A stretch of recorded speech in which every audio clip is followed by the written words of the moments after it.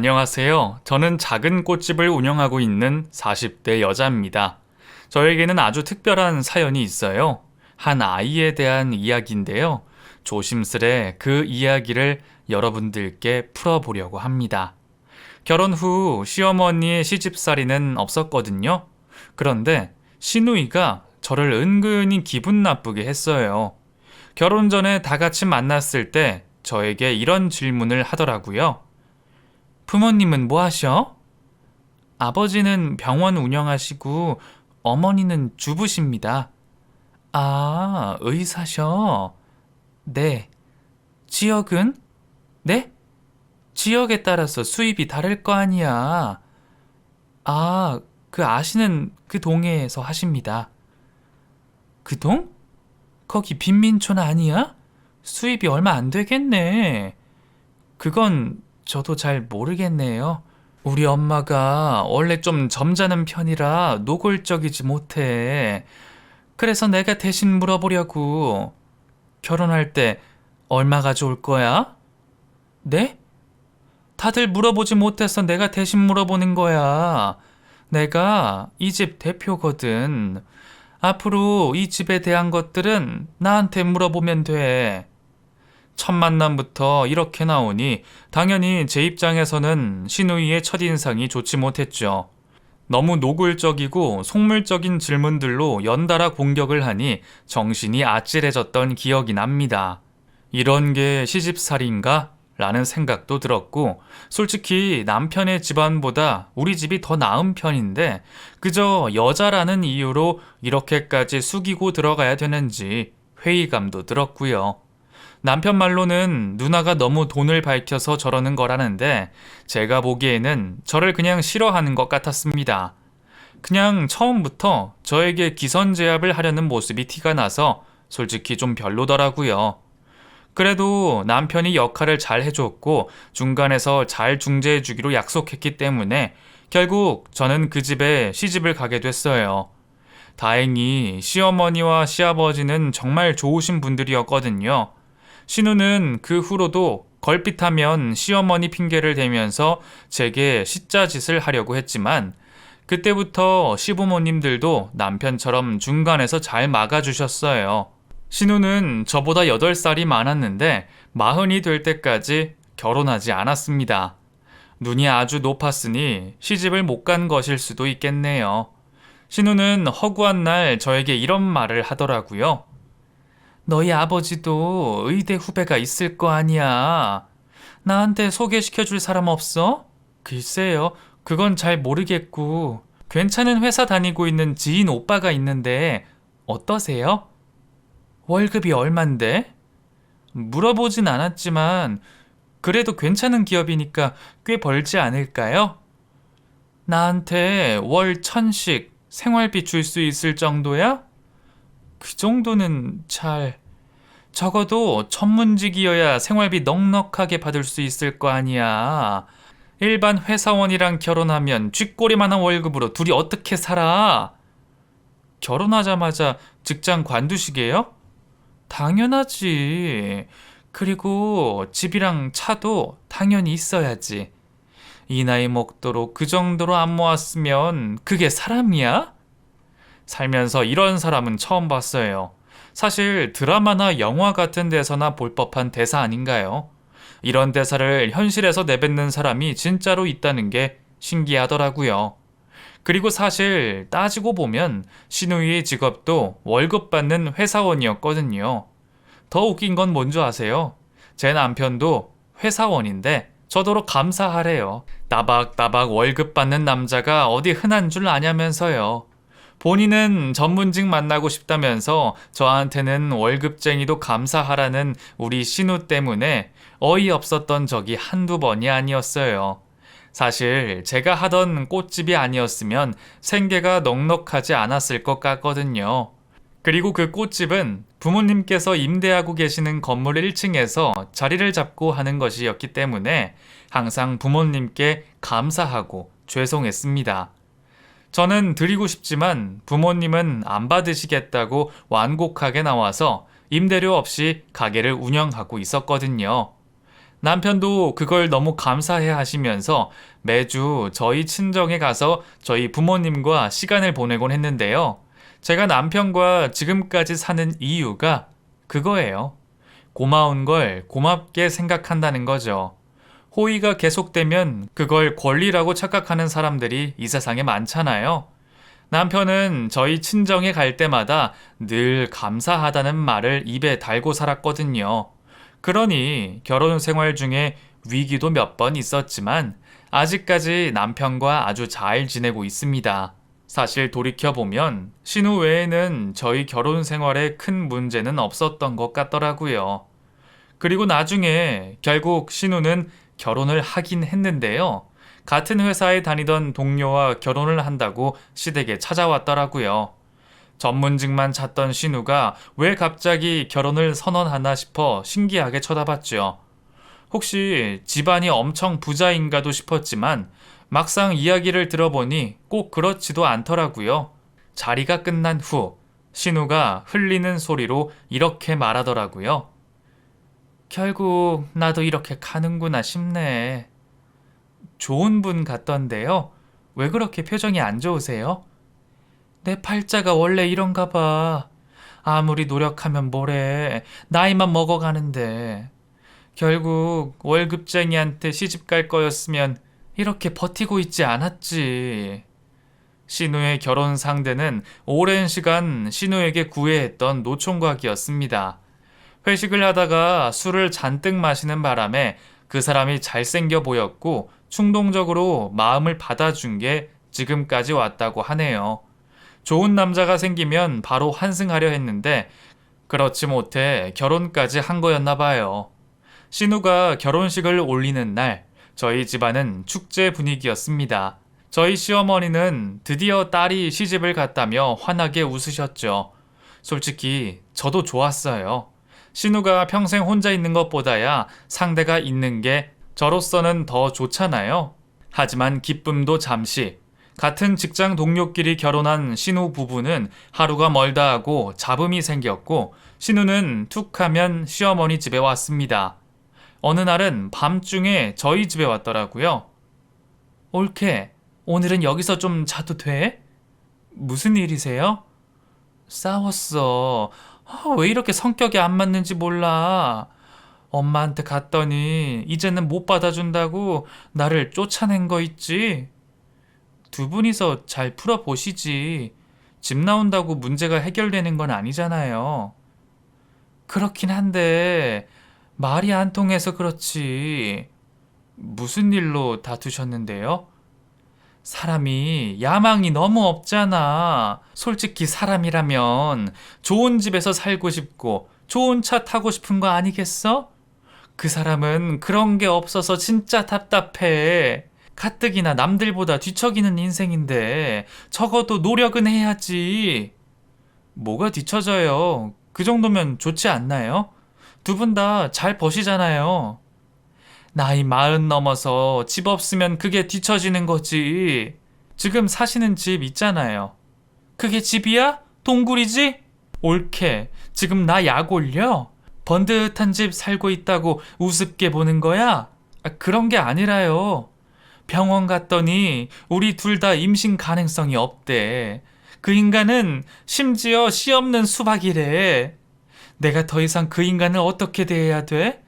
나이도 많아, 돈도 없어, 능력도 인물도 변변찮은 그 인간을 내가 계속 데리고 살아야 돼? 그래도 좋으니까 결혼하신 거잖아요. 모르겠어. 조급해서 결혼을 한 건지 아니면 그 사람이랑 잘해보고 싶었는지 요새 너무 혼란스러워서 우울증이 올 지경이야. 보아하니 싸운 이유가 신우 남편이 성격이 이상해서 그런 건 아니고 그저 야망이 없고 욕심이 없다는 이유로 신우가 집을 뛰쳐나온 거였어요. 하긴 결혼 전부터 돈돈거리던 신우였는데 저렇게 조용히 소박하게 살 사람은 아니었던 거죠. 신우 남편은 그저 평범하게 살고 싶어 하는 것 같은데 신우는 그게 아니니 서로의 가치관 대립으로 매일 다툼이 있었던 거였어요. 모든 게 원하는 대로 되지 않았던 신우는 툭하면 집을 나왔고 대부분 저희 집에 왔습니다. 그럴 때마다 정말 난감하더라고요. 차라리 그런 식으로 살 거면 결혼을 하지 말든가. 평생 함께 하겠다고 결혼식 때 선언해 놓고 이게 뭐 하는 짓인지 이해가 되지 않았습니다. 그래도 시간이 지나니까 그것 또한 잠잠해지더라고요. 그래서 저는 신우가 잘 지내고 있는 줄 알았어요. 하지만 허영심이 많은 신우가 가만히 있을 리가 없잖아요. 어느 날 남편으로부터 새로운 소식을 듣게 됐습니다. 누나네 입양 절차 알아보고 있대. 정말? 입양을? 그건 계획에 없었던 거 아니야? 그러게 말이야. 애가 안 생긴다고 하소연하더니 결국 입양을 결정했나 봐. 누나 현모양처가 꿈이었잖아. 너무 갑작스럽긴 하네. 그러게.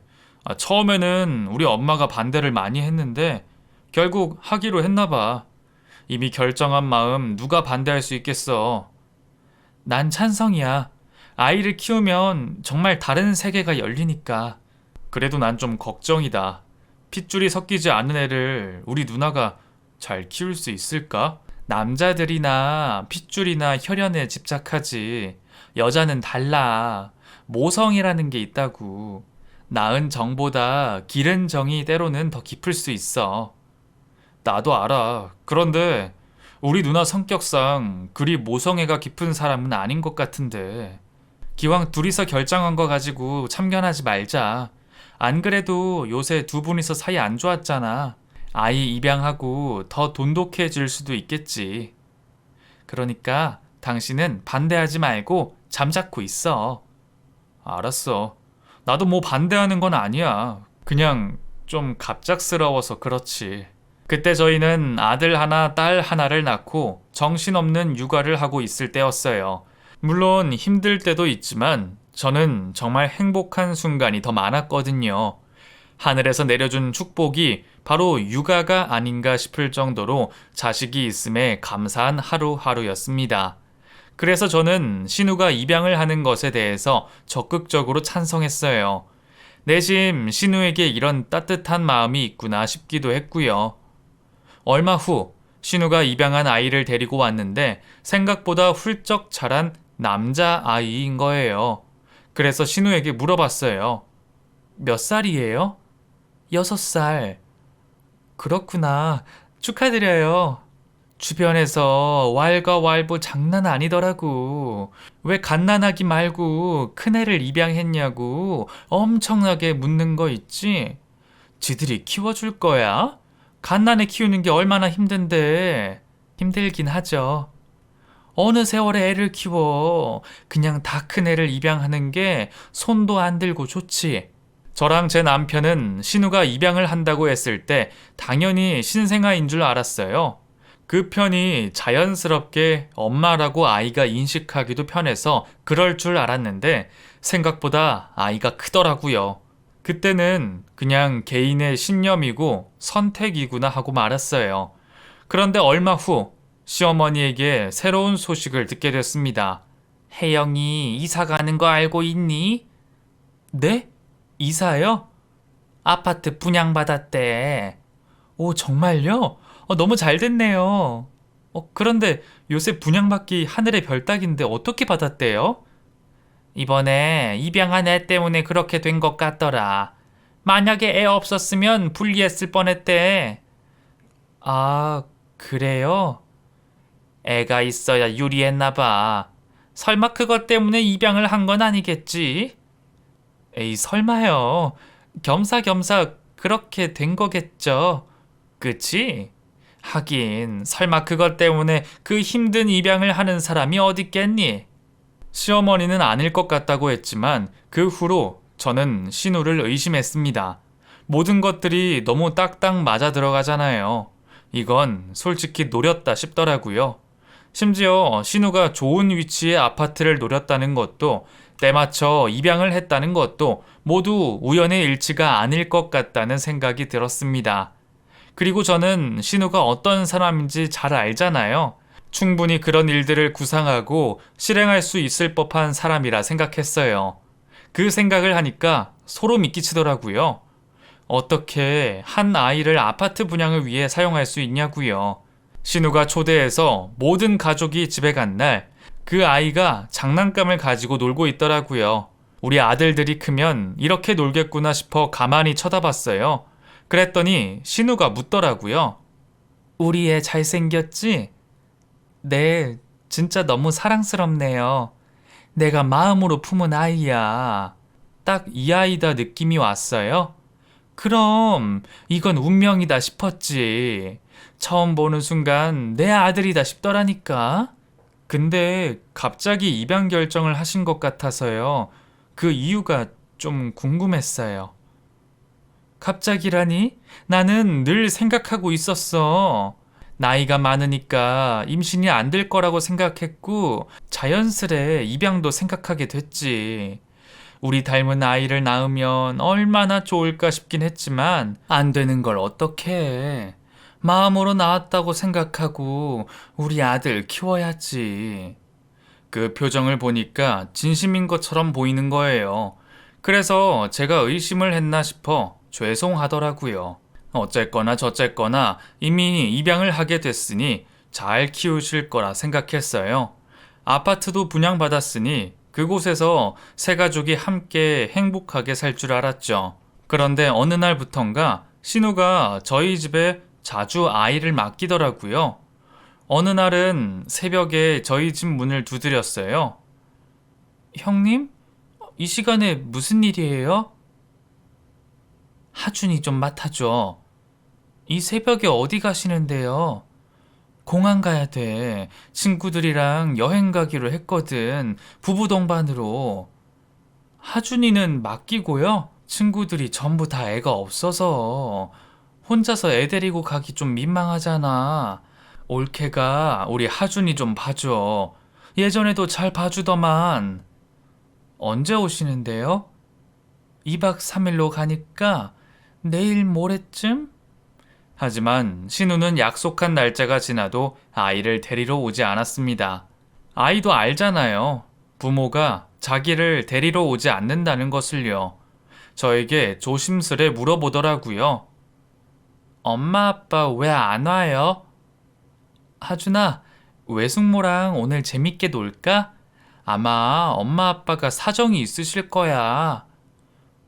두 밤만 자면 데리러 온다고 했잖아요. 그러게, 바쁘신가? 저 때문에 엄마 아빠 많이 싸워요. 왜? 제가 싫은가 봐요. 하준아, 그런 거 아니야. 자식을 싫어하는 부모님은 세상에 없어. 저는 입양하잖아요. 그러니까 더 특별하지. 나는 우리 하준이를 맞이한 너희 부모님이 진짜 부러운데? 저만 보면 한숨 쉬던데요. 맛없는 거 안 먹겠다고 하면 화내고요. 걱정돼서 그러시는 걸 거야. 그럴까요? 당연하지. 우리 하준이를 어떻게 사랑하지 않을 수 있겠니? 이렇게 말도 잘 듣고 착한데. 항상 저희 집에 올 때마다 주눅이 들어있는 하준이를 보며 정말 마음이 아프더라고요. 이 아이는 남의 눈치를 보는 게 습관이 되어 있구나 싶어 너무 안쓰러워서 저희 집에 왔을 때 조금이라도 더 좋은 추억을 만들어주기 위해 노력했습니다. 도저히 안 되겠다 싶어서 신우에게 연락을 했더니 잠에서 덜 깬 목소리로 받더라고요. 응, 옳게. 하준이가 엄마 찾아요. 거기서 잘 놀고 있을 텐데 뭘. 얼른 데리고 가세요. 엄마 아빠 보고 싶대요. 내가 여독이 안 풀려서 하루 종일 잤어. 내일 아침에 데리러 갈게. 귀찮다는 듯한 신우의 목소리가 거슬리긴 했지만 설마 했어요. 그래도 엄만데 일말의 책임감은 있겠지 싶었죠. 다음날 아침 신우는 저희 집에 모자를 푹 눌러 쓰고 와서 하준이를 데려갔습니다. 그 이후로도 몇 번 더 저희 집에 아이를 맡겼는데요. 저는 개인적으로 하준이를 정말 좋아하고 예뻐했기 때문에 저희 집에 맡겨도 싫지 않았고 오히려 좋았어요. 말도 예쁘게 하고 항상 밝은 모습이라 하준이 덕분에 웃는 일이 많았거든요. 그런 하준이를 신우는 다르게 생각하고 있었나 봅니다. 어느 날부턴가 신우는 만날 때마다 지친 표정을 하고 있었어요. 영혼이 없어 보인달까요? 그 후로 신우가 저희 꽃집에 찾아온 적이 있어요. 예전부터 제가 운영하는 꽃집에 자주 찾아오곤 했는데요. 대부분 신우의 시댁 행사에 쓸 꽃다발을 만들어 달라고 했죠. 처음 왔을 때 돈 받기 좀 뭐해서 받지 않았더니 그 후로 가끔 와서 꽃다발을 만들어 달라고 하더라고요. 시어머니 생신, 시아버지 생신, 어버이날, 결혼기념일까지 따지고 보면 꽤 많은 날들을 저희 꽃집에 왔더라고요. 하지만 단 한 번도 신우는 돈을 내거나 감사의 표시를 한 적이 없었어요. 남편과는 달리 신우는 저의 호의를 권리로 알고 있더라고요. 솔직히 한마디 하고 싶었지만 괜히 일 크게 만들고 싶지 않아 참고 넘어갔어요. 그때가 아마 시어머니 생신쯤이라서 신우가 또 찾아왔었죠. 옳게, 오늘은 우리 엄마 생신이니까 분홍꽃으로 가득 채워서 해줘. 알았지? 자주 오시네요. 올케네 집꽃이 제일 싱싱하고 예쁘더라. 이만한 곳이 없으니까 그렇지. 그런데 하준이는 어딨어요? 애아빠가 돌보고 있지. 하준이 잘 지내요? 그냥 그렇지 뭐. 그런데 왜 이렇게 남자애는 괴팍한지 모르겠어. 애 하나 키우기 너무 힘들어. 애니까 힘들죠. 육아가 보통 일이 아니잖아요. 그런데 하준이 정도면 굉장히 얌전한 편 아닌가요? 아니야, 올케가 잘 몰라서 그래. 하준이 걔 얼마나 사고뭉친데 내가 아무리 교육을 해도 말을 못 알아듣는다니까.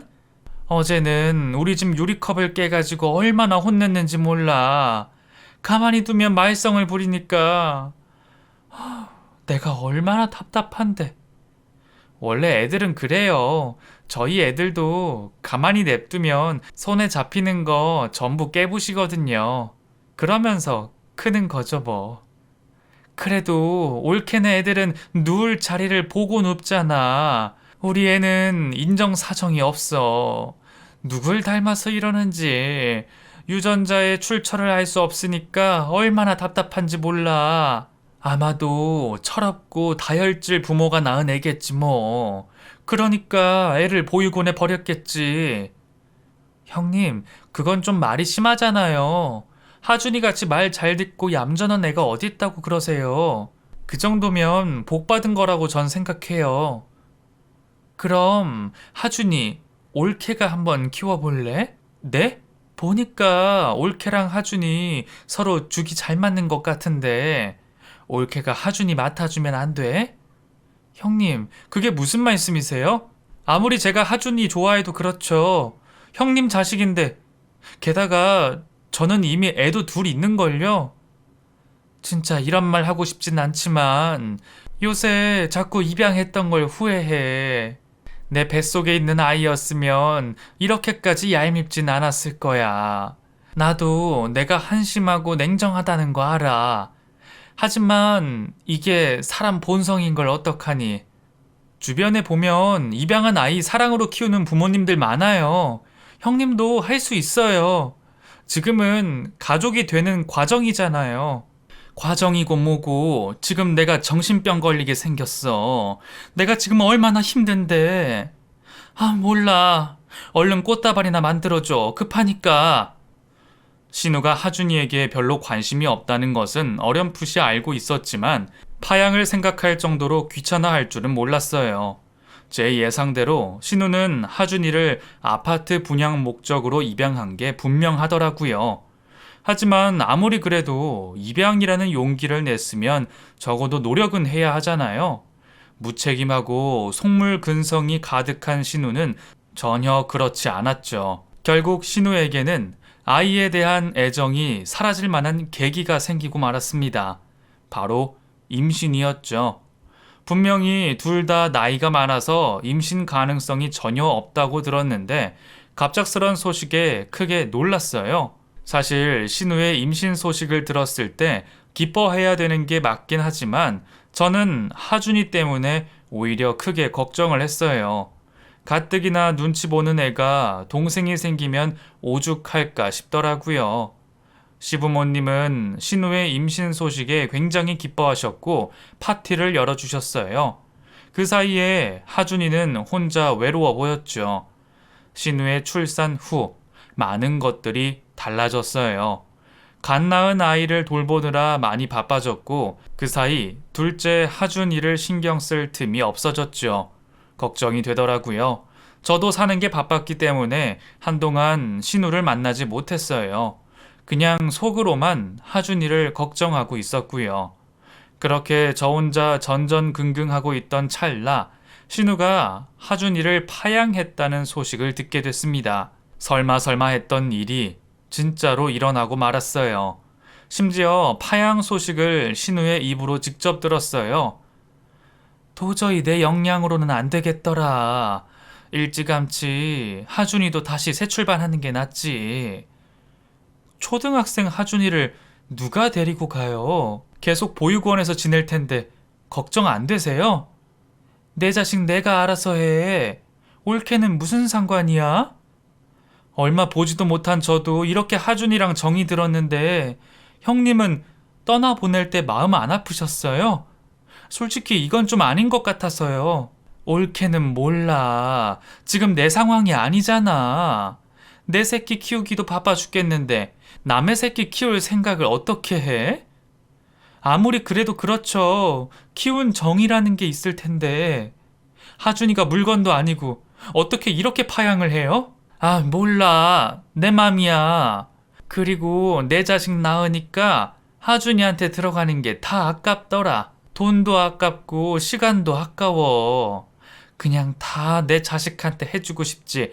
하준이한테는 해주기가 싫더라고. 형님, 아, 됐어. 잔소리 그만해. 정 그렇게 하준이 불쌍하면 올케가 다시 맡아서 키우던지. 내 알 바 아니야.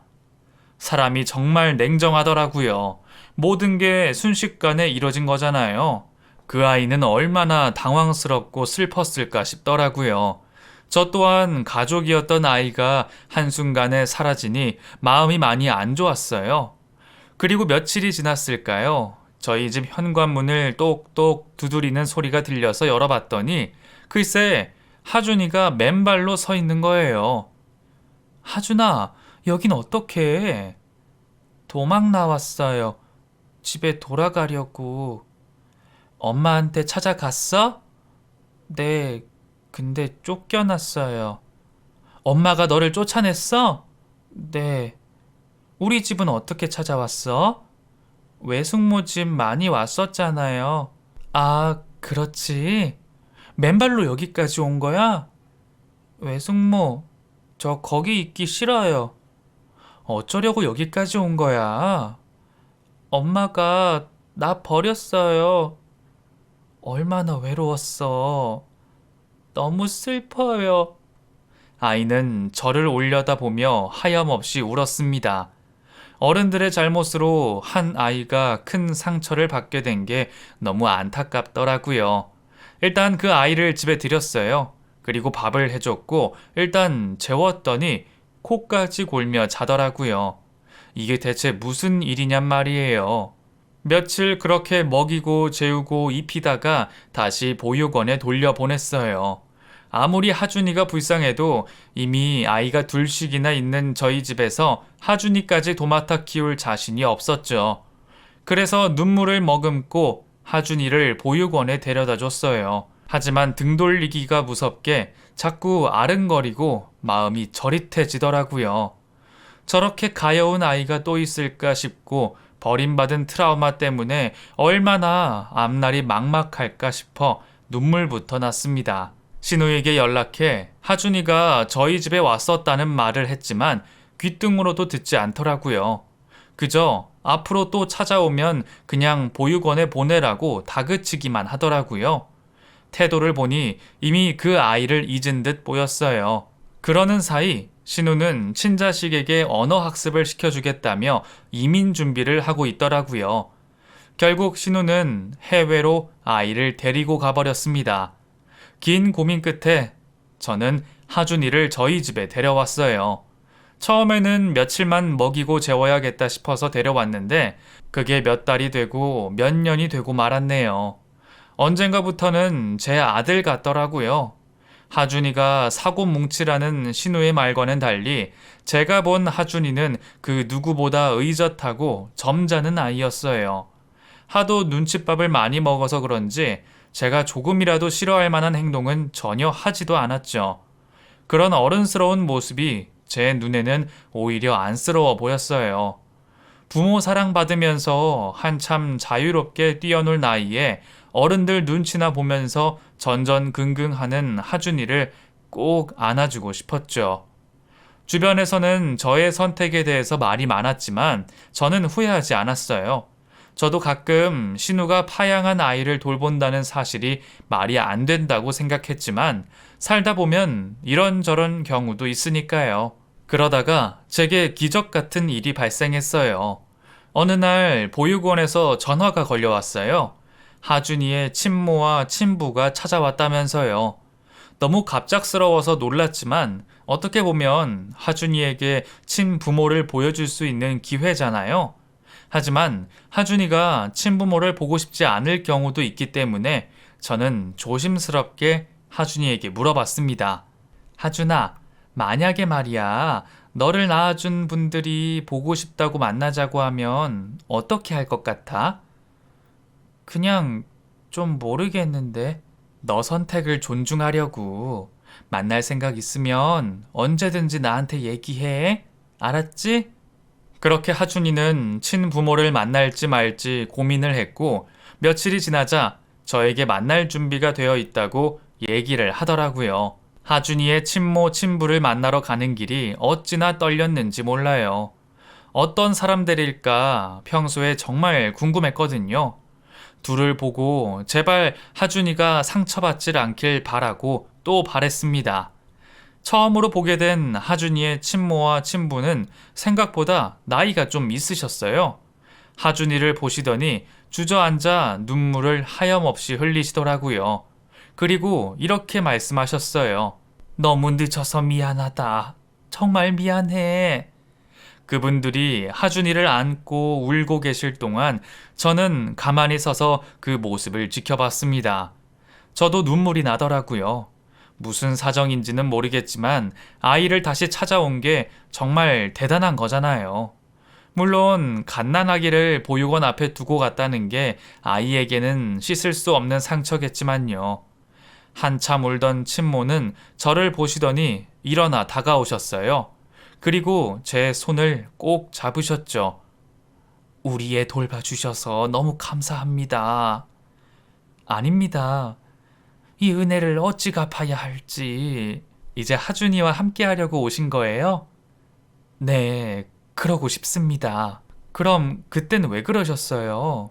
하준이가 많이 외로워한 건 알고 계세요? 사정이 좋지 못했어요.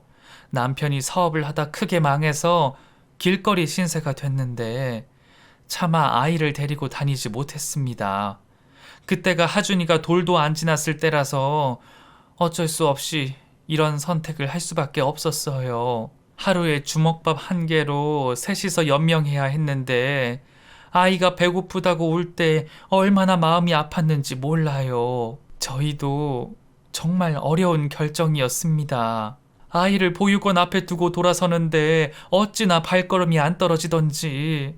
아직도 그 기억이 가슴에 남아 잊혀지지가 않아요. 돈을 어느 정도 벌고 나면 반드시 우리 애 찾으러 와야겠다고 다짐하고 또 다짐했는데 시간이 이렇게 흘렀어요. 제가 죄인입니다. 괜찮습니다. 형편이 어려워서 아이를 보육원에 맡겼지만 그 후로 열심히 살아서 자수성가를 하게 됐다고 하더라고요. 친모는 저에게 키워준 게 너무 감사하다며 갑자기 봉투 하나를 내미는 거예요. 이거 약소하지만 저희 감사의 표시입니다. 괜찮습니다. 받아주세요. 너무 감사해서 그래요. 돈 받으려고 하준이 돌본 거 아니에요. 이걸 받는 순간 하준이를 키우는 의미가 달라지잖아요. 저는 안 받겠습니다. 한사코 거절했어요. 사실 돈 싫어하는 사람이 어딨겠어요. 하지만 하준이를 돌본 것만큼은 저의 자의적인 선택이었고 진심이었기 때문에 돈만큼은 받고 싶지 않았습니다. 하준이는 어리둥절한 표정으로 친부모를 바라보더라고요. 적응하는데 시간이 좀 걸리겠지만 길게 본다면 지금이라도 친부모에게 가는 게 맞다고 생각했어요. 무엇보다 친부모가 돈이 많으니 하준이가 저 집에서 크게 된다면 훨씬 더 많은 지원을 받으면서 잘 자랄 것 같았죠. 하준이 역시 며칠이 지나니까 어느새 친부모에게 익숙해졌는지 장난도 치더라고요. 아무리 오랫동안 떨어져 있어도 핏줄은 핏줄이구나 싶어 하준이 짐을 싸서 작별 준비를 했습니다. 그동안 정이 들었는지 눈물이 나더라고요. 가끔씩 보기로 했지만 같이 사는 거랑은 또 다르잖아요. 하준이를 떠나보내며 마지막 작별 인사를 했습니다. 하준아, 여태껏 너무 고생 많았어. 이제는 엄마 아빠랑 행복하게 잘 지내. 알겠지? 자주 올게요. 그래. 감사했습니다. 이 은혜 잊지 못할 거예요. 네 나이 때는 철없이 굴어도 돼. 너무 눈치 보지 말고 하고 싶은 거 마음껏 하고 살아. 엄마 아빠가 하준이 원하는 거 원 없이 해주려고 나한테 잠시 맡긴 거야. 하준이의 친부모는 저희 집에 잠시 왔다가 하준이를 데리고 갔습니다. 텅 빈 기분이 이런 걸까요? 그래도 하준이가 다시 부모를 만날 수 있어서 다행이라는 생각도 들었어요. 이제는 넉넉한 환경에서 건강하게 자라길 기도했죠. 그런데 집 청소를 하다가 화장실 선반 서랍에 뭔가 낯선 물건이 보였어요. 무슨 쇼핑백 하나가 서랍에 있는데 뭐지 싶어서 열어보자마자 깜짝 놀랐습니다. 그 안에는 금괴가 들어 있었어요. 누가 놓고 갔는지 알 것 같아서 전화를 걸었습니다. 하준이의 친모가 바로 받더라고요. 네, 저희 이제 막 집에 도착했어요. 왜 이런 걸 놓고 가셨어요? 안 받아주시면 계속 놓고 갈 거예요. 그러니까 받아주세요. 우리 애 진심으로 대하셨다는 거 누구보다 잘 알아요. 그래서 드리는 겁니다. 정말 이러시지 않아도 돼요. 그럼 제가 섭섭해요. 받지 않으시면 저 정말 마음이 안 좋아질 것 같아서 그래요. 한참 동안 옥신각신하다가 결국 받게 됐네요. 그 후로 가끔 하준이를 만나곤 했어요. 솔직히 그렇게 친부모에게 돌아가고 연락이 끊길 줄 알았는데 그쪽에서 먼저 연락을 하고 자주 찾아왔어요. 특히 어버이날마다는 저희 집에 와서 카네이션을 주고 가더라고요. 저희 애들과 친하게 지냈었기 때문에 하준이는 가끔 와서 자고 갈 때도 많았습니다. 볼 때마다 뿌듯하더라고요. 정말 잘 자랐다 싶은 생각이 들기도 하고요. 그렇게 저희 하준이는 부모 곁으로 돌아가 무럭무럭 자랐답니다. 그 후로 세월이 한참 지나고 저희 남편이 회사에서 잘리게 됐어요. 그리고 제가 하는 꽃집에 파리만 날리게 되면서 어쩔 수 없이 폐업을 할 수밖에 없었습니다. 그리고 시국을 직격탄으로 맞게 되어 저희 친정 부모님의 건물에 월세조차 들어오지 않아 결국 헐값에 팔게 됐어요. 유일한 노후 자금이었는데 어쩔 수 없었습니다. 그렇게 저희 집안의 가세는 완전히 기울게 됐죠. 전혀 예상하지 못한 일이라 저희는 좌절을 하게 됐고 남편은 막노동을 다니고 저는 부업을 하며 지내게 됐어요.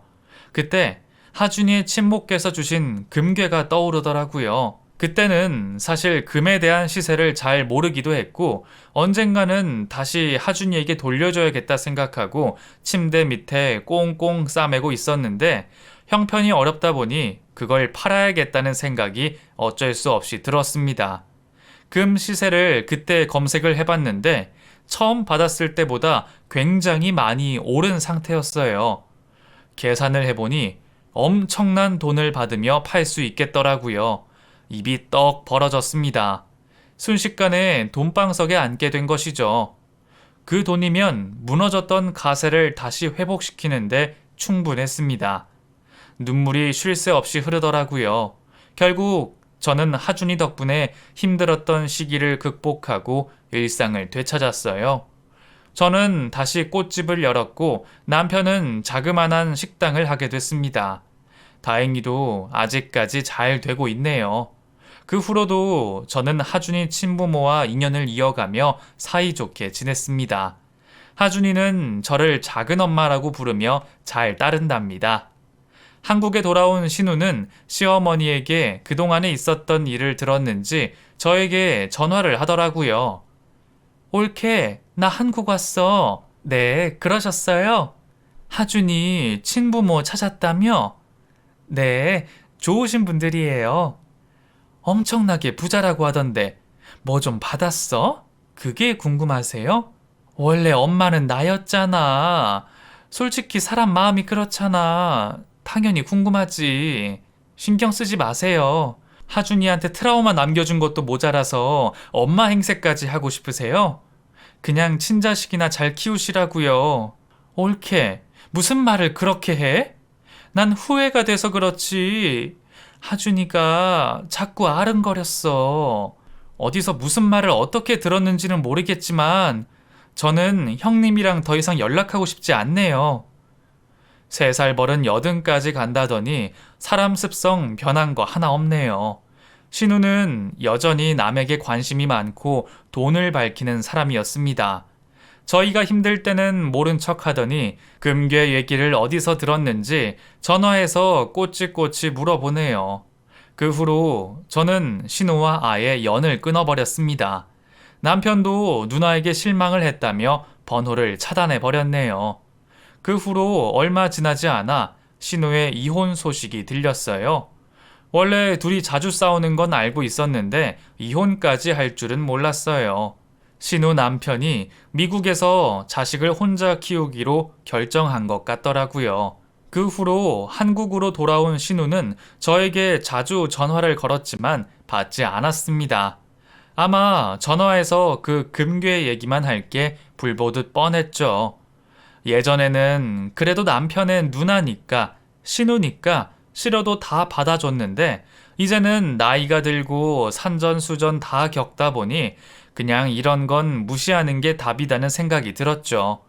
이제는 저에게 스트레스 주는 사람은 만나지 않기로 했어요. 그게 정신 건강에 좋더라고요. 아직도 저는 하준이를 처음 만났을 때가 생각이 나요. 예전에는 마음으로 낳은 자식이라는 말을 잘 이해하지 못했는데 하준이를 보며 저도 새로운 세상이 열린 기분입니다. 입양한 아이든 배 아파서 낳은 아이든 소중한 건 다 같잖아요.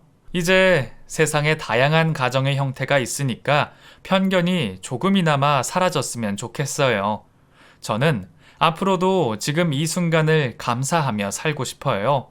긍정적으로 살다 보니 이런 복이 오네요. 그 후로 저는 인연이라는 걸 믿고 있습니다.